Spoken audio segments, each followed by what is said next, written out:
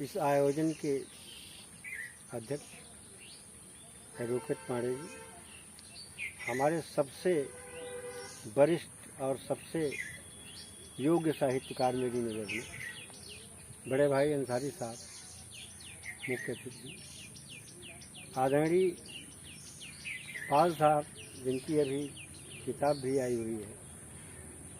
मैंने देखा एक नज़र, बहुत कुछ नहीं देख पाया, एक सही निर्देश डाली। आप और आप सभी उपस्थित बंधुओं का और हमारी बहनें भाभियाँ भी बैठी हैं, मैं इनको प्रणाम करता हूँ और सबका स्वागत करता हूँ, आदर करता हूँ, अभिनंदन करता हूँ। डॉक्टर साहब ने आज का आयोजन किया है भारत की आज़ादी के 75 वर्ष और प्रेमचंद जी का भारत। बहुत अच्छा सराहनीय टॉपिक है ये, और बड़ा सोच कर ऊपर भी सोचा है, नीचे भी सोचा है, ज़मीन का जुड़ाव भी देखा है, परिस्थितियों को देखा है, गांव को देखा, गिराव को देखा है, तमाम और आज की बातों को देखते हुए इन्होंने बहुत ही सुंदर टॉपिक रखा है। जितना भी इसमें कहा जाए कम ही होगा। मूल बात यह है कि प्रेमचंद जी से पहले आज़ादी की बात कर लें। आज़ादी का आंदोलन जब तो बहुत पहले छिड़ गया था, लोग 1857 से मानते हैं, मैं नहीं मानता 1857 से। 57 की बात जो थी वो उसको म्यूटनी कह लीजिए या रिविजन कह लीजिए, एक विद्रोह था। लेकिन किसका विद्रोह था और किसके प्रति विद्रोह था और क्यों था, इसके पीछे बहुत बड़ा कारण है। सुभद्रा कुमारी चौहान ने जो लिखा अपनी एक कविता कि बुंदेलों हर बेलों के मुंह हमने सुनी कहानी थी, खूब लड़ी मर्दानी वह तो झांसी वाली है। बड़ी प्रचलित कविता, बड़ी चर्चित थी आज भी। और उसमें एक लाइन उन्होंने और लिखा था कि राजवंश हिल उठे, नहीं क्या यार, सिंहासन हिल उठे राजवंशों ने भिरकुटी तातानी, सिंहासन हिल उठे राजवंशों ने भिरकुटी तानी थी, खूब लड़ी मर्दानी वह तो झांसी वाली। और इसमें एक लाइन और आगे है, राजवंशों ने भिरकुटी तानी थी, पूरे भारत में भी फिर से आई नहीं जो, इतना लंबी कविता है। उसकी एक लाइन मैं और कोट करना चाहूँगा कि जब भारत, तो एक लाइन इसकी एक कविता की कोट करना चाहूँगा कि जमुना तट पर अंग्रेजों ने फिर खाई रानी से हार, विजयी रानी आगे बढ़कर किया ग्वालियर पर अधिकार, और अंग्रेजों के मित्र सिंधिया ने छोड़ी राजधानी थी, खूब लड़ी मर्दानी वह तो झांसी वाली रानी। इससे पहले जब 50 का हमारा आज़ादी का दिन आया, 50 वर्ष का, तो पार्लियामेंट में बोलने के लिए आज़ादी के संदर्भ में किसी को खड़ा किया गया था, मैं नाम नहीं मुझे याद है इस समय, हाँ माधवराव सिंधिया को खड़ा किया गया था कि आप कुछ कहिए। उन्होंने बोलना शुरू किया तो जो विपक्षी था उसने तत्काल कहा कि यही लाइन पढ़ा कि जमुना तट पर अंग्रेजों से फिर खाई रानी से हार, विजयी रानी आगे बढ़कर किया ग्वालियर पर अधिकार, अंग्रेजों के मित्र सिंधिया ने छोड़ी राजधानी थी, खूब लड़ी मर्दानी वह। शर्म नहीं आती है कि जो व्यक्ति आज़ादी के दौरान और ऐसे माहौल में भाग गया उसको जो, और उस आदमी का को प्रतिनिधि बनाया गया, उस खानदान के आदमी को आज़ादी पर बोलने के लिए शर्म आनी चाहिए। सवाल इस बात का यही खत्म हो जाता है। आगे भी बहुत कुछ है लेकिन यही इसको रोक देते हैं। अब सवाल उठता है कि आज़ादी तो हमको मिली, 8 अगस्त को जब प्रपोजल रखा गांधी ने भारत छोड़ो आंदोलन का, अंग्रेजों भारत छोड़ो, और 9 अगस्त को शायद नारा दिया था कि क्विट इंडिया, नहीं करो या मरो, डू और डाई। जी जी जी जी जी, तो डू और डाई। तो इस कर्मठता, इस शौर्य और इस वीरत्व, इस त्याग और बलिदान के परिप्रेक्ष्य में के बदले में जो हमको आज़ादी मिली, हम कहाँ तक सफल हुए उस आज़ादी में?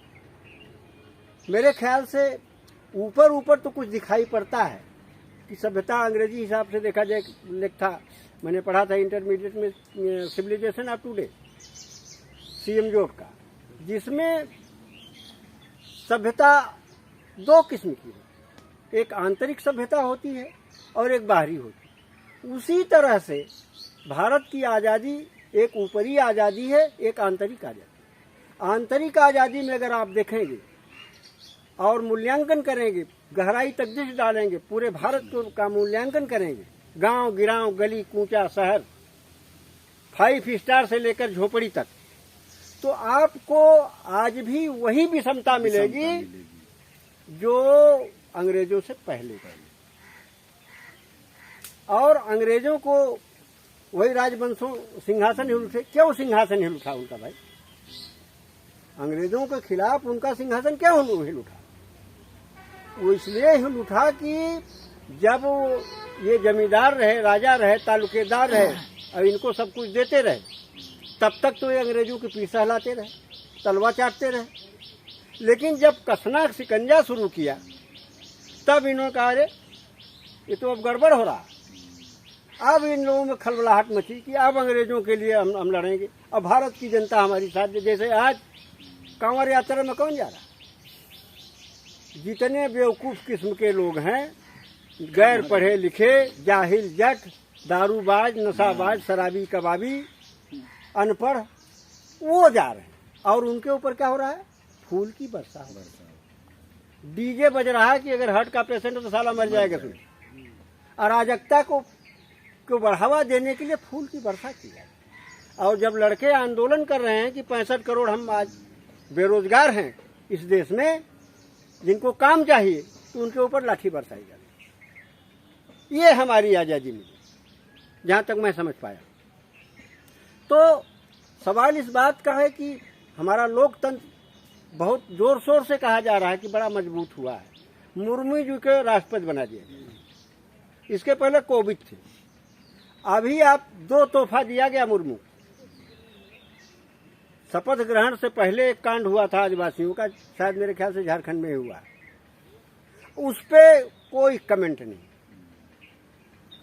मुर्मू जी का कोई कमेंट नहीं, और कोई नहीं बोला। और दूसरा ये हुआ है, अभी तत्काल किया गया एक अभी साहब जानते होंगे कि झारखंड में अडानी को कोयले का सबसे बड़ा ठेका दे दिया गया। तो इधर मुर्मू जी तो राष्ट्रपति हो गए, और उनके लोगों का क्या हाल है? जल जंगल जमीन, जिसके लिए महासत्ता ने भी लड़े रहे, और वो उनसे छीनी जा रहे हैं। वो राष्ट्रपति बैठा हुआ देख रहा, वो बोले सर ये आजादी मिली हम भारत की, ये आजादी मिली।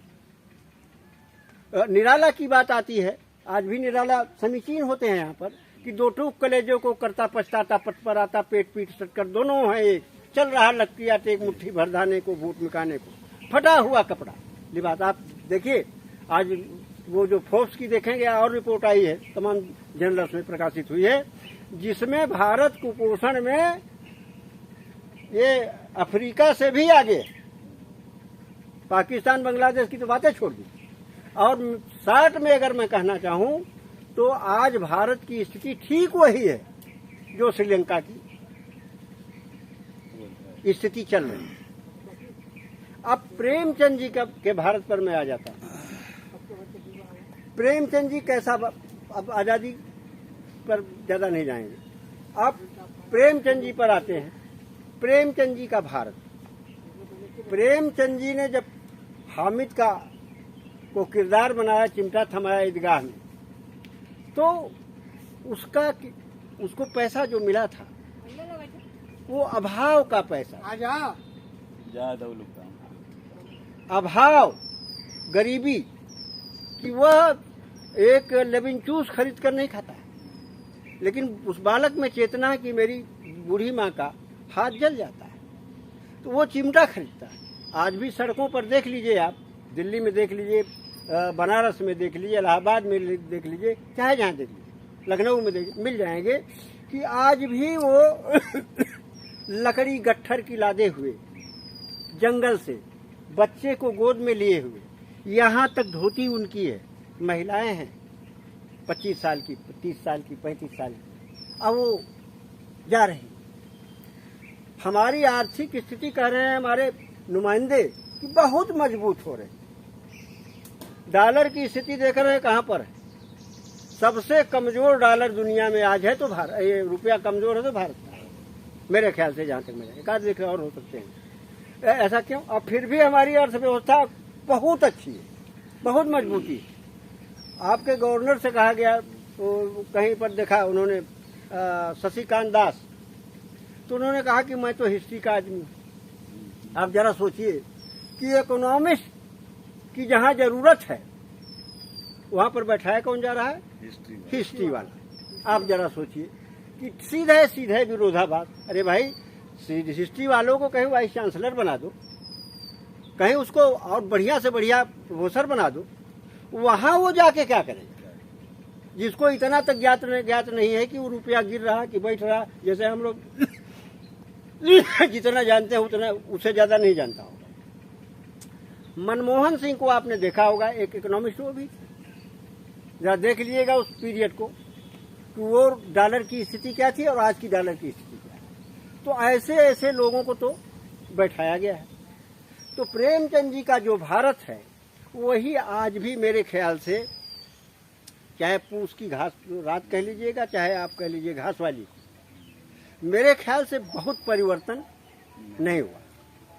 दूसरी बात मैं कह रहा हूं, प्रेमचंद जी अंधविश्वास के खिलाफ, लेकिन अंधविश्वास की स्थिति आप देख ही रहे हैं। आप तो चारों धाम करके आ रहे हैं, अभी देख रहे हैं, सड़क पे कांवरिया जा ही रहे हैं, देख ही रहे हैं आप। बहुत पहले से गणेश जी दूध पीते ही आ रहे हैं। ये सारी चीजें लगातार चल रही और इसको बढ़ावा दिन प्रतिदिन दिया जा रहा है। अभी तो कल की बात है कि परसों की, शाह जी बोले हैं कि मंदिर बन गया है तो कांग्रेस को बड़ा दर्द हो रहा है। आप सुनिए, अरे यार, कभी महंगाई पर भी बोल दो ना, कभी बेरोजगारी पर भी बोलो ना, कभी यहाँ के किसानों की जो स्थिति है उस पर बोलो ना। आज जो यूरिया 1200 की जो डाई थी आज 1900 की हो गई। 450 का जब सिलेंडर मिलता था तो स्मृति ईरानी चूड़ी भेज रहे थे मनमोहन सिंह को। आज सिलेंडर कितने का? 1150। और जिसके लिए उज्ज्वला योजना का लागू की गई, 4 करोड़ लोग रिफिलिंग नहीं करा पाए। आप कमाते हैं 4 पैसा, मुझे 4 पैसा मिलता है, ये भी 4 पैसा, इनको भराने में दिक्कत है। तो जरा समझिए कि जिनको उज्ज्वला योजना दी गई है, जो पात्रता रखी गई है, उनकी क्या दशा है? क्या वो भराने की हैसियत रखते हैं? ये प्रेमचंद का भारत है आज का।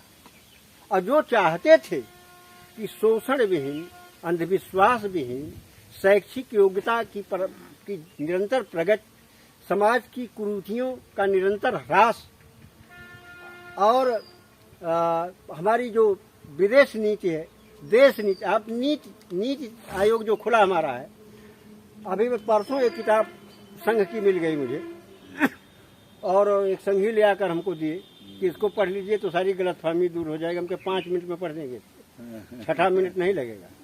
अब पढ़ दिया, हमने कहा जहाँ से पूछना पूछे। आप इसको पढ़े हैं तो जहाँ से पूछना पूछिए जी। तो सवाल इस बात का है कि एक वो है, 2 श्लोक है चाणक्य का कि परोक्षे कार हंतारम प्रत्यक्षे प्रियवादिनम वर्जते एता दिशम मित्रम विषकुंभम पयोमुखम। तो सवाल इस बात का है कि आपके मुंह पर तो आप मलाई रखे हो और अंदर बिल्कुल हलाहल भरा हुआ है। तो ये स्थिति हमारे भारत की है, जो प्रेमचंद जी देख रहे थे उसके ठीक विपरीत।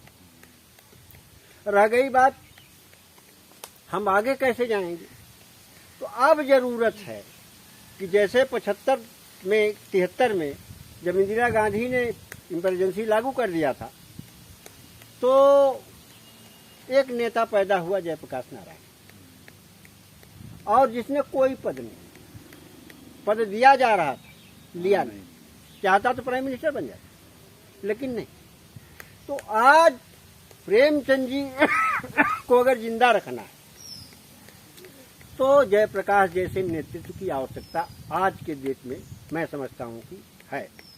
और अगर नहीं होगा तो 24 के बाद क्या घटित होगा, ये सब लोग, अभी हमारे ख्याल से सब लोग रहेंगे, वो नज़ारा सामने आएगा। श्रीलंका से बहुत ज़्यादा बुरी स्थिति होगी। इन्हीं सब बातों के साथ मैं अपनी बात पर विराम देता हूँ। सादर धन्यवाद।